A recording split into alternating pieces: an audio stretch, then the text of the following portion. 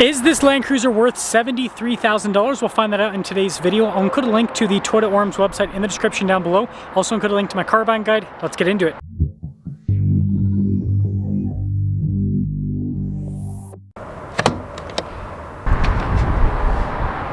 Even on the fully loaded Land Cruiser, you still have the same turbo hybrid 4-cylinder that goes through an 8-speed automatic. It's 2.4 liter in displacement, by the way.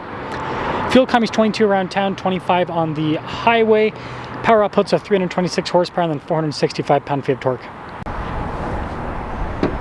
I'm trying to hit 500,000 subscribers before the end of the year. I'd really appreciate it if you'd help out with that. This one's finished in the cool sand color. It actually has quite a bit of metallic flake to it. Being the premium package, we've got the rectangular headlight design. This also comes with the color-changing rigid fog lights, as well as the Heritage Toyota logo. And with the rectangular lights, the Land Cruiser definitely has a more aggressive appearance compared to a first edition or 1958. Tire wheel setup is 265 by 60 by 20, so this has the larger wheels. They are still satin gray with the finish. Pretty cool looking fender flares here with a little splash guard. Cladding there on the side, and this one has the side steps. And then this truck also has the optional roof rack. And you know what? I'm not usually a fan of two-tone, but the Grayscape roof actually works pretty well. Now you do in fact get the Land Cruiser logo there on the back of the key fob. This also has the lock and unlock function opening for the hatch in the front.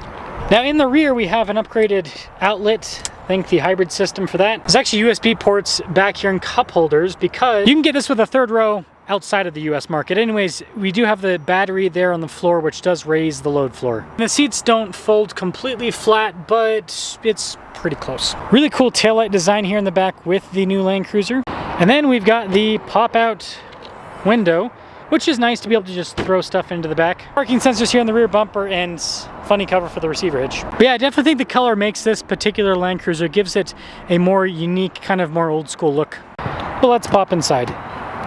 The premium package gives you the nicer trim at the top of the door panel down below. You also get the fancier seats that look like they would be in a Lexus and not a Toyota. The front seat is pushed back, but you still don't have a crazy amount of room in the new Land Cruiser. You do, however, get your own climate zone in the back and some USB ports. There's also vents up top and plenty of headroom. Keyless entry for up front.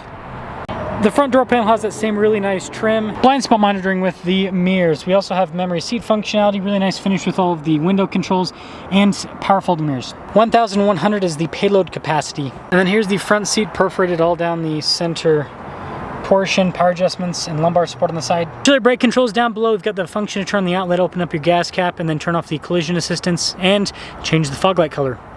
Start her up.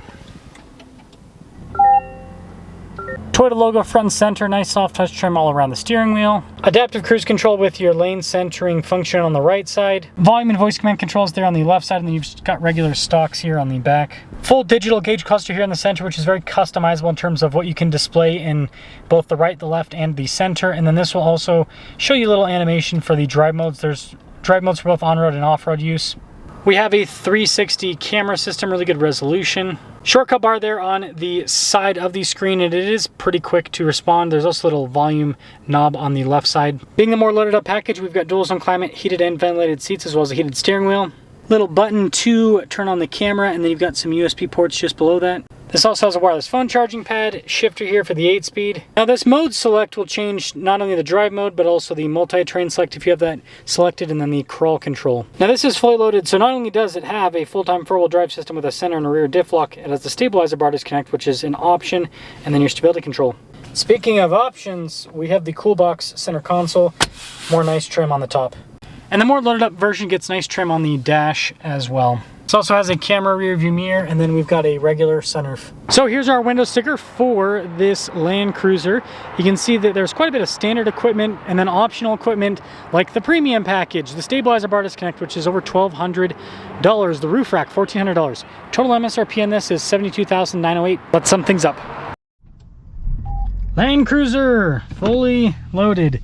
So if you want to get the bad boy Land Cruiser, think about this. This is only like $2,000 less than a GX550 Overtrail. Now, something to note, a $75,000 GX550 Overtrail will not have a camera rear view mirror. I think you could have a sunroof. What else was it? There's a few features, I can't remember the other stuff, but there's a few bits of safety tech and everything that you do miss out on with the entry-level GX. I know for sure the camera rear view mirror. I think you could maybe have a cool box. So you'd have like most of the stuff, but you would have a few items that you'd be missing. But you got the V6. I don't think I've ever driven one of these with a 20-inch wheels. Can't remember. So I'll just let you guys know in this review how 20-inch wheels feel. Probably not going to change the ride too much. Toyota does really soft tires from the factory for initial ride quality, and then also fuel economy. That's something to note. If you buy a Toyota off-road SUV or truck, once you go to full production off-road tires, your fuel economy is probably going to dip a bit with these new Toyotas, because what they'll do is, you look at the tire brand, you'd be like, oh, I'll just get the same ones and replace it. Well, these ones are like half tread. Toyota does that again for softer ride, so better fuel economy. So just kind of understand that. Whoa, whoa, whoa, whoa, whoa. I guess maybe we'll have to do another driving route next time. Something's happening over here. That's not good. Oh man, I don't know if you guys saw it in the GoPro, but the car was literally flipped on its side. Literally on its side. Holy guacamole. That's crazy. Welcome to Utah. No rain, not a cloud, and well, I mean, there's a few clouds in the sky. How do you do that? How do you? It was a Honda Civic too. Go figure. Anyways, yeah, I'm noticing maybe a little bit more harshness from these 20s, but it doesn't feel too different from my Land Cruiser with 17-inch wheels and real all-terrain tires. So, just something to note.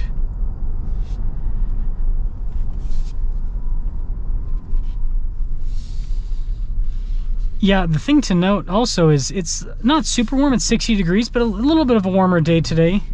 And the hybrid is like constant with it being a little bit warmer. So that is one benefit with the hybrid when it is warm, is that, well, it's in use more often. More often than not. See how this does over the train tracks here. I was gonna go faster, but Nissan driver, it's okay.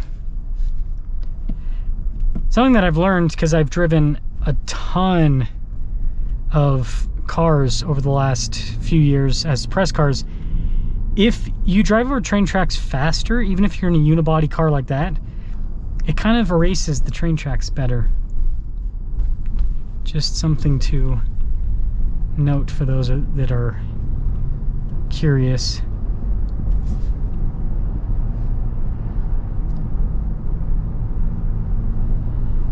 The low end torque on this is great. It's just the top end power. You know, again, I own one of these, so I can tell you this. It's the top end power that where it kind of tapers off a bit, where it's like, you know, it could be a little bit, it'd be nice if there was a little bit more.